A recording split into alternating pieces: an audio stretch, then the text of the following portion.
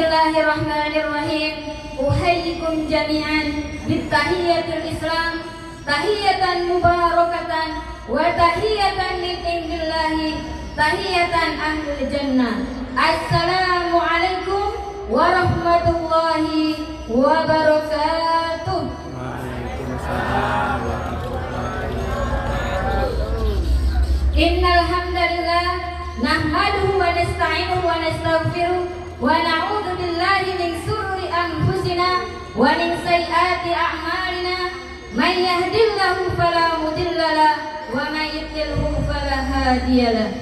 Asyhadu an la ilaha illallah wa asyhadu anna Muhammadan abduhu wa rasuluhu la nabiyya ba'da.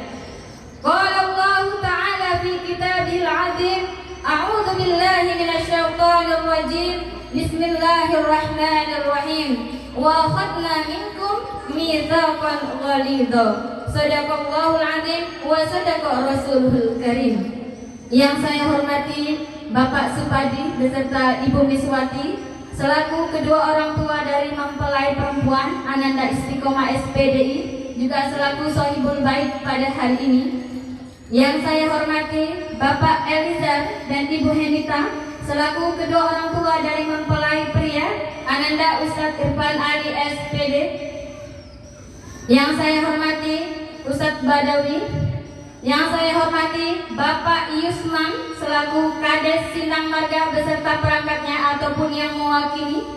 Yang saya hormati seluruh alim ulama, tokoh masyarakat tertib pandai yang ada di Sindang Marga, serta bapak-bapak dan ibu-ibu hadirin sekalian.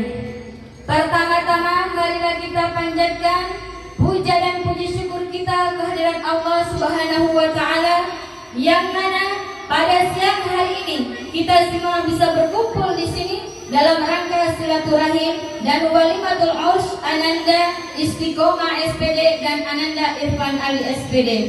Salawat beriring salam, semoga Allah senantiasa melimpahkan kepada suri tauladan kita Nabi besar Muhammad sallallahu alaihi wasallam, dan semoga kita semua termasuk golongan umat yang mendapat syafaatnya di yaumil qiyamah nanti. Amin Allahumma amin.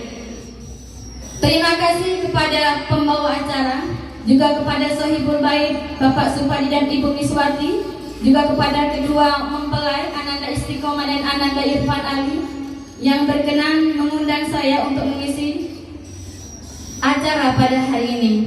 Sejujurnya Pak, 2 minggu sebelum hari H yang sekarang ini, itu Ananda Irfan Ali WA saya meminta kesediaan saya untuk jadi pembicara pada hari ini. Waktu itu karena saya sedang ada kesibukan mau menghitankan anak saya tanggal 10 Januari kemarin, jadi belum saya jawab, masih saya bilang nanti pikir-pikir dulu. Soalnya mengisi acara sebesar ini itu butuh orang yang luar biasa, sementara saya hanya orang biasa. Kemudian 10 hari sebelum hari H itu mempelai perempuan Ananda Istiqomah WA saya, izin mau silaturahim. Kebetulan WA-nya saya buka menjelang maghrib. Kemudian saya langsung balas, tafadhol jika ingin bersilaturahim ke rumah saya habis maghrib. Dari pembicaraan tersebut akhirnya saya bilang, yuk, saya manggilnya Ayu membahasakan anak saya gitu. Kenapa tidak mengundang ustadz yang lain saja? Sudah Bu, tapi beliau berhalangan hadir pada hari ini karena di jam yang sama, di hari yang sama ustadz tersebut juga sedang ada acara. Kalau bahasa pepatahnya, tidak ada rotan akar pun jadi. Nah ini akarnya, namun kaki ceramahnya tidak sama dengan rotannya. Maaf kelah. Bapak-bapak dan ibu hadirin sekalian, saya mau mengucapkan kepada kedua mempelai, barakallahu lakuma wa baraka alaikuma wa jama'a bainakuma fi khairin. Semoga Allah senantiasa melimpahkan keberkahan untuk kalian berdua dan menjadikan kalian menjadi keluarga yang sakinah, mawaddah warahmah, sehidup sesurga, bukan sehidup semati. Kalau sehidup semati, suaminya masih hidup, ya, lagi istrinya meninggal, nikah lagi, repot jadinya. Bapak-bapak dan ibu hadirin sekalian, saya bukan penceramah profesi saya ya. Hari-hari saya adalah ibu rumah tangga. Ada pepatah yang mengatakan tak kenal makanya tak sayang, Tak sayang makanya tak cinta. Izinkan pada hari ini saya memperkenalkan diri.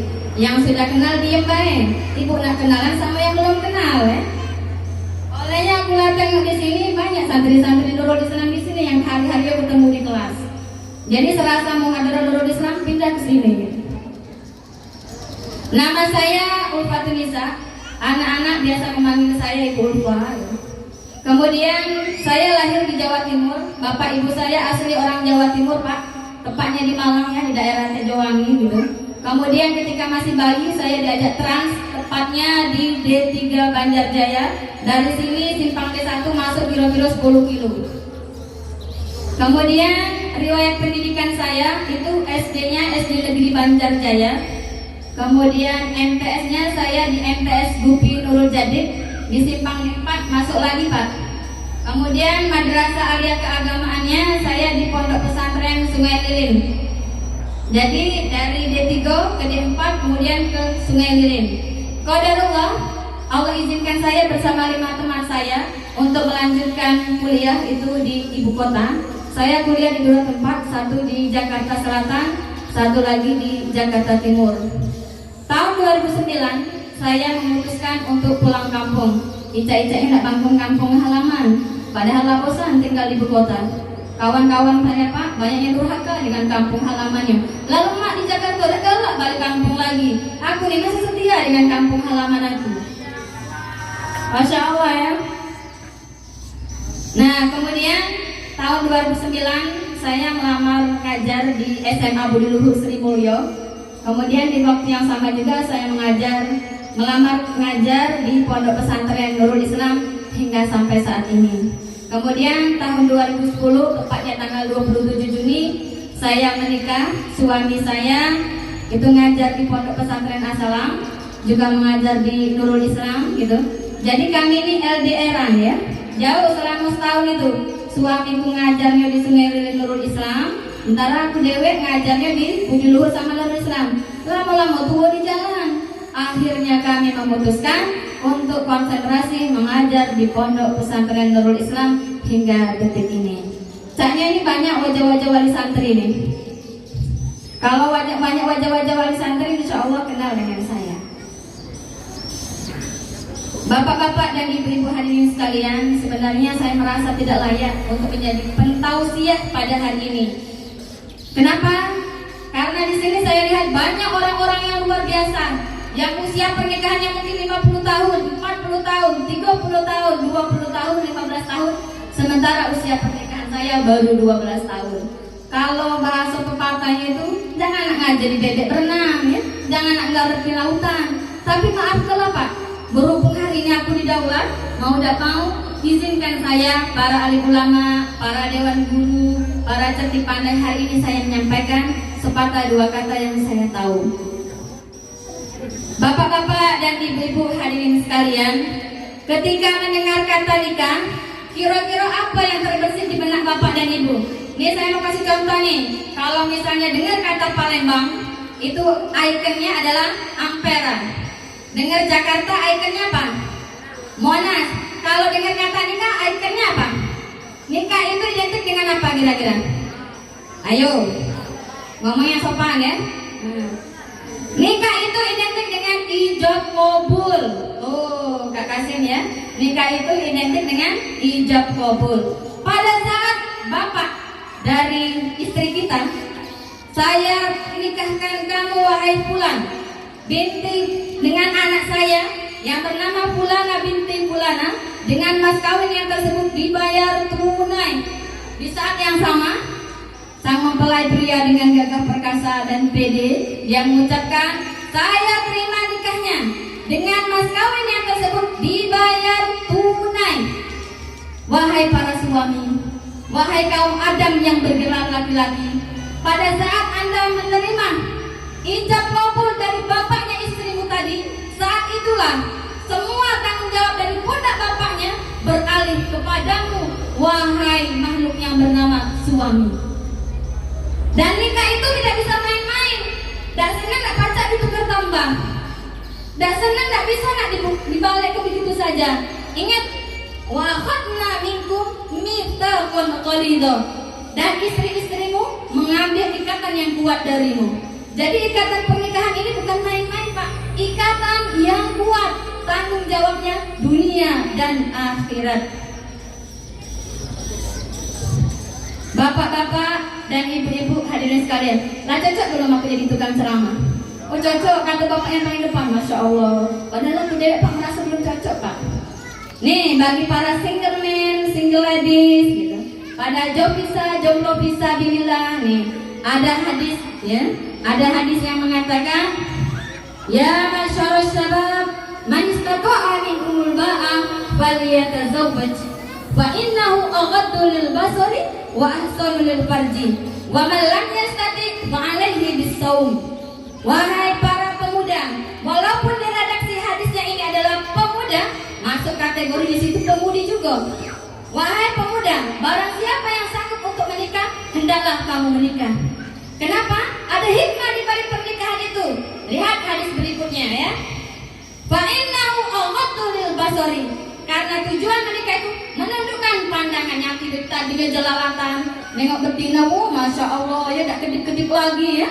Nah, begitu menikah mampu menundukkan pandangan pria yang lihat menjadi tertunduk hanya melihat kepada istrinya. Hikmah pernikahan yang kedua apa dari hadis ini? Ya, ahsanu lil farji. Menikah mampu menjaga kemaluan karena hanya tersalurkan kepada yang halal.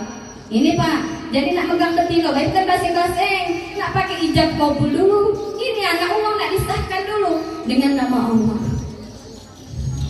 Kemudian ada lagi yang berikutnya. Wa man lam yastati, bagi siapa yang belum sanggup untuk menikah, ya, bukan nak galak nikah. Bagi siapa yang belum sanggup untuk menikah, fa alaihi bis-shaum, maka hendaklah dia berpuasa. Apa hikmah dari berpuasa? Karena dengan berpuasa ada lagi endingnya. Fa innahu lahu wijaun. Karena dengan puasa itu mampu meredam hawa nafsu. Hawa nafsu yang bergejolak, hasrat biologis yang bergejolak mampu diredamkan dengan hawa nafsu. Dan cukup puasa Senin Kamis, bisa pakai puasa Daud, sehari puasa sehari tidak ya. Masih kurang pula Senin puasa yang puasa Daud tadi, bisa ditambah puasa Ayyamul Bid setiap bulannya, tanggal 13, 14, 15 Hijriyah hitungannya. Tanggal 13, 14, 5 Hijriyah, barang siapa yang berpuasa itu mampu meredamkan gejolak-gejolak yang ada, termasuk gejolak kantong kering, buntu. Siapa yang galak-galak buntu ya, teman-teman berpuasa tanggal 13, 14, 15. Apalagi yang gawennya marah-marah. Nah ya. Berikutnya ada lagi hadis yang lain. Wa tazawwaju bin nisa faman raghiba an sunnati falaysa minni. Dan aku menikahi wanita, kata Nabi, barang siapa yang membenci sunahku, maka dia bukan termasuk golonganku. Jadi yang tak senang menikah, ya, bukan termasuk golongan Nabi. Makanya bagi yang sudah cukup usianya, merasa layak untuk menikah, silahkan untuk menikah, karena menikah itu menghindari kemaksiatan. Ada lagi ayatnya dalam Al-Quran. A'udzubillahi minasyaitonirrajim. Bismillahirrahmanirrahim. Wa ankihul ayyama minkum was-salihina min ibadikum wa imaikum iyakunu fuqara'a yughnihimullahu min fadli wallahu wasi'un alim. Jadi di sini, dan nikahkanlah, wa ankihu, pakainya fi'il amr, wa ankihul ayyama minkum, dan nikahkanlah orang-orang yang sendiri di antara kalian dan orang yang layak untuk menikah, ya, baik dari golongan hamba sahaya laki-laki maupun perempuan. Berikutnya adalah iyakunu fuqara'a, jika mereka merasa miskin, yughnihimullahu min fadli, Allah akan memampukan mereka. Jadi pengen kaya, menikah. Bagi mereka yang takut penghasilannya tidak cukup untuk membiayai istrinya setelah menikah, yakinlah dengan janji Allah, karena innallaha la yukhliful mi'ad, Allah tidak pernah menyalahi janjinya. Jadi kalau lagi miskin ya, fakir ya, pengen kaya, jalannya adalah menikah. Tidak usah takut menikah. Tidak akan kekurangan orang yang menikah, karena janji Allah, iyakunu fuqara'a yughnihimullahu min fadli. Jika kamu miskin, maka Allah akan memampukanmu. Ending ayatnya adalah wallahu wasi'un alim. Sesungguhnya Allah Maha luas karunia-Nya, lagi Maha mengetahui. Pak Bu, ngantuk belum? Ngapa wajah-wajahnya lagi lesu? Apal undangannya ini boleh ngutang? Nah, diam-diam baik. Bosan tak kira-kira? Bentar Pak ya. Aku ini biasanya kalau pidato tidak lama-lama. Ya, paling lama yang nunggunya. Bapak-bapak dan ibu-ibu hadirin sekalian, ya. Ini nasihat berikutnya saya tujukan untuk kedua mempelai Ananda Irfan Ali dan Ananda Istiqomah. Hari ini Ananda sudah dinikahkan oleh kedua orang tua kalian yang luar biasa. Kedua orang tua kalian adalah orang-orang yang hebat, orang-orang yang luar biasa. Tanpa mereka, kalian bukan siapa-siapa dan bukan apa-apa. Jangan pernah melupakan jasa orang yang sudah berjasa dalam kehidupan kalian. Benar, hari ini Ananda berdua sudah menikah. Pada saat Anda sungkem pada kedua orang tadi, ada dimensi akal dan perasaan yang bermain di sana. Pada saat sungkem, itu dimensi perasaan yang bermain di sana. Pada saat Anda berdua memikirkan kehidupan setelah menikah, disitulah dimensi akal mulai terpakai. Ananda Irfan Ali dan Ananda Istiqomah, ketika nanti menikah, ketika nanti sudah mengarungi rumah tangga, hidup ini penuh gesekan, penuh benturan. Mana caranya? Ambil air wudhu ketika ada masalah rumah tangga. Jangan pasang status. Kalau pasang status menyebar kemana-mana tidak jelas ya. Ambil air wudhu, kemudian sholatlah. Dalam Al-Quran disebutkan wasta'inu bis-sabri was-sholat, memohonlah pertolongan dengan sabar dan sholat. Ananda Irfan Ali, laki-laki itu adalah qawwam. Dalam Al-Quran disebutkan ar-rijalu qawwamuna 'alan nisa. Kata qawwam di sini ada 3 maknanya Pak Bu. Pertama, qaimun bin nafaqah, yaitu qawwam itu artinya pemimpin ya, yaitu pemimpin yang menanggung nafkah istrinya. Jadi mulai hari ini Ananda Irfan Ali sudah sah menjadi suaminya dari Ananda Istiqomah. Maka mulai detik ini Anda sudah berhak untuk memberikan nafkah kepada istri ya. Nafkah itu terbagi menjadi 2. Ada nafkah lahir dan ada nafkah batin. Kalau nafkah lahir berupa materi, kalau selama ini bapaknya Ananda istri yang beli ke bedah, beli ke skincare, beli ke baju, yang menjajankannya, maka mulai detik ini semua tanggung jawab itu beralih kepada wahai Ananda Irfan Ali. Itu qaimun bin nafaqah. Kemudian ada lagi nafkah batin. Kalau nafkah batin ada yang terlupakan bagi para suami, menjaga perasaan istri. Banyak suami yang tidak mampu menjaga perasaan istri. Pak, istri itu seperti cuaca, kadang panas berdenggang, kadang dingin, kadang petir. Ya Pak ya. Dan suami harus tahan dengan 3 cuaca ini. Ada yang rumah tangganya petir terus setiap hari, ada yang panas berdenggang ya, ada yang adem ayem. Tinggal potret keluarga seperti apa yang mau kita pilih. Banyak sudah contoh kisah-kisah para sahabat terdahulu. Potret keluarga Nabi, suaminya soleh, istrinya solehah. Potret keluarga Fir'aun, suaminya maksiat, istrinya taat kepada Allah. Apa nak potret keluarga Abu Lahab? Suami istrinya sama-sama bermaksiat, tidak pernah tobat. Tinggal dipilih yang mana. Tadi baru nih qaimun bin nafaqah. Selanjutnya kata qawwam tadi, qaimun bin tarbiyah. Tugas suami mendidik istrinya menjadi lebih baik. Nih Pak ya. Jadi kalau istri bapak tidak pajak masak, tidak pajak bedandang, tidak pajak beberes rumah, bapak tidak berdosa. Tapi kalau istri bapak tidak sholat, tidak bisa ngaji, tidak menutup aurat, maka bapak yang akan dimintai pertanggungjawabannya di hadapan Allah nanti. Udah mantap belum Pak? Mantap ya? Berikutnya lanjutkan ya. Oke, gaskan gitu ya. Selanjutnya adalah qaimun bil mas'uliyah, memiliki tanggung jawab. Ananda Irfan Ali coba dipegang tangan istrinya, udah halalan thayyiban. Dipegang tangannya, bilang ya. Mulai hari ini bilang, istriku, hari ini kupegang tanganmu sampai ke surga. Karena mulai detik ini, kewajiban suami menggenggam tangan istrinya, menuntun tangan istrinya sampai ke surga. Maka jangan pernah katakan sehidup semati. Kalau sehidup semati, kaki sikut menikah lagi. Tapi sehidup sesurga, kita bersama sampai surga. Setuju Pak? Oh, setuju ya? Nah, kaki yang nanti ke tangan istrinya balik-balik gandeng tangan bininya ya. Jangan bini wongnya digandeng. Coba aku nak nanya dulu, yang di sini hadir bersama pasangannya siapa? Jom, ada tak? Nah, jangan-jangan dewe-dewe datangnya ya. Tapi saya harus nuzon aja ya. Barangkali mungkin yang lain ada kesibukannya. Masya Allah, 1 jam nunjuk ya. Dewean katanya dia datang. Bahaya mau nanam kondangan dewean, nggak punya single, rupanya double. Ananda istiqomah, anti pun punya tanggung jawab. Dalam Al-Quran disebutkan seperti yang disebutkan Ustaz Badawi di awal pembukaannya tadi. A'udzubillahi minasyaitonirrajim. Bismillahirrahmanirrahim. Wa min ayatihi an khalaqalakum min anfusikum azwajan litaskunu ilaiha wa ja'ala bainakum mawaddatan wa rahmah.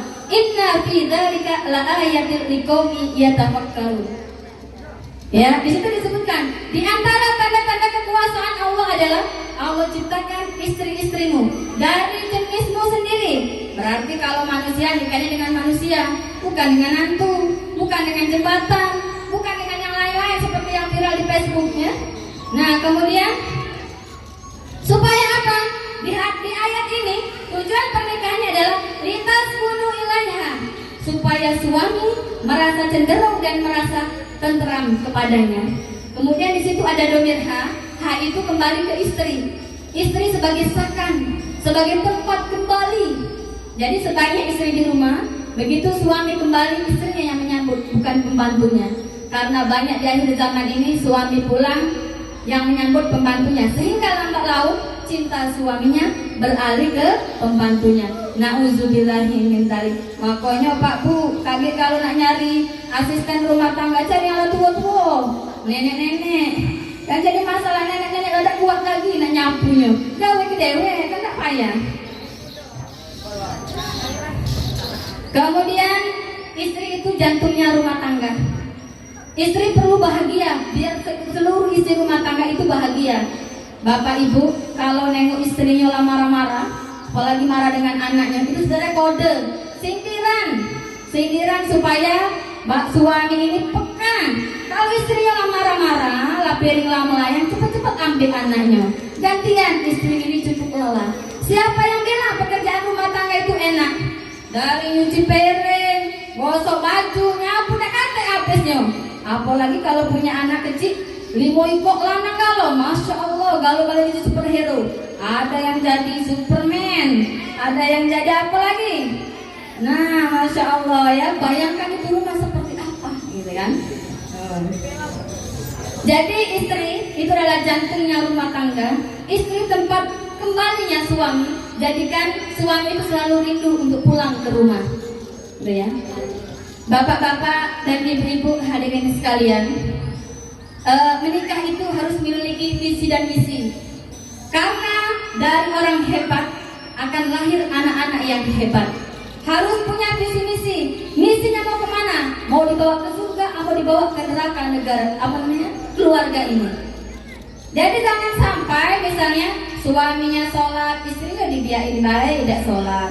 Ya, suaminya baik, dibiarin baik, istrinya tidak pakai jilbab misalnya ya. Pakai jilbab ini Pak, ya penting wajib Pak. Ada dalam Al-Quran Pak ya, silakan dibuka itu. Bapak-bapak dan ibu-ibu hadirin sekalian ya, sudah banyak yang saya sampaikan tadi mengenai tausiah pernikahan. Oh masih ada lagi yang ketinggalan. Tadi dalam ayat tadi ya, wa min ayatihi an khalaqalakum min anfusikum azwajan litaskunu ilaiha wa ja'ala bainakum mawaddah. Nah, kalimat mawaddah di sini saya bilang dulu, nikah itu tidak perlu cinta. Kenapa? Nah, di sini karena cinta itu hanya seumur bunga dan banyak laki-laki yang tidak siap menerima bunga yang lain. Dan cinta itu mudah datang dan pergi. Cinta itu ada bosannya. Beda dengan mawaddah. Nih Pak, saya kasih contoh. Kalau mawaddah misalnya, ada tak suami yang bosan ngasih nafkah ke istrinya? Ngasih duit bulanan? Tidak ada. Itulah mawaddah. Ada nggak misalnya suami yang bilang, oh emang lah 2 tahun mama nih ku kasih nafkah terus, ku kasih duit terus, cobalah cari laki-laki lain yang banyak ngasih mama nafkah. Ada nggak? Nggak kate, itulah mawaddah. Ya. Berikutnya mawaddah istri juga apa? Istri mengandung, bu, mengandung itu capek dah, capek menyusui sampai melahirkan. Begitu anaknya lahir, kata dokter, namanya siapa? Fulana. Binti siapa? Binti bapaknya. Dan mungkin kan istrinya bilang, binti saya aja dong, enak-enakan, saya yang hamil, saya yang melahirkan, saya yang menyusui, masa nak binti ke bapaknya? Tidak, itulah mawaddahnya seorang istri. Walaupun dia yang hamil, dia yang melahirkan, dia yang menyusui anak, yang membesarkan anaknya, tapi rela bin anaknya ini tadi dinasabkan kepada ayahnya. Tapi begitu anak yang lahir perempuan misalnya, yang menikahkannya seperti hari ini, itu bapaknya sendiri. Ada tak istrinya bilang, pikir pak, biar mama aja yang nikahkan. Iya dah sah, gitu kan? Tapi ibunya rela ketika bapaknya yang menikahkan. Itulah mawaddah. Nah, sikok lagi ya. Warohmah, warohmah itu artinya apa? Kasih sayang. Sekarang saya mau tanya dulu, Bu, ini ibu, siapa yang paling banyak nyakiti hati ibu?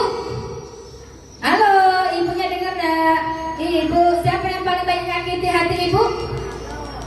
Suami. Pas banget. Kenapa pas? Karena yang banyak menyakiti hati bapak-bapak atau hati suami adalah istri. Kenapa? Karena sering bertemu.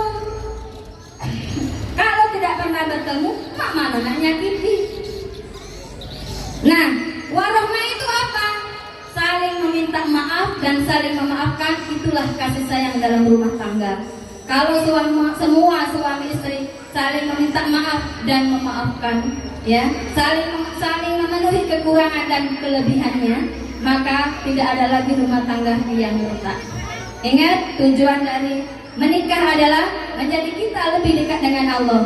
Kalau pernikahan kita tidak menjadikan kita lebih dekat dengan Allah, berarti ada yang salah dalam pernikahan kita. Ingat, an-nikahu nisful ibadah. Nikah itu adalah separuh dari ibadah. Ya Pak ya, Bu, paham semuanya ya? Ya, alhamdulillah. Berhubung sudah paham semua, akulah kehabisan kata-kata ya. Demikianlah pidato yang dapat saya sampaikan. Kurang dan lebihnya mohon maaf. Kalau ada sumur di ladang, bolehlah kita menumpang mandi. Kalau ada umur yang panjang, kapan-kapan kita berjumpa lagi. Wassalamualaikum warahmatullahi wabarakatuh.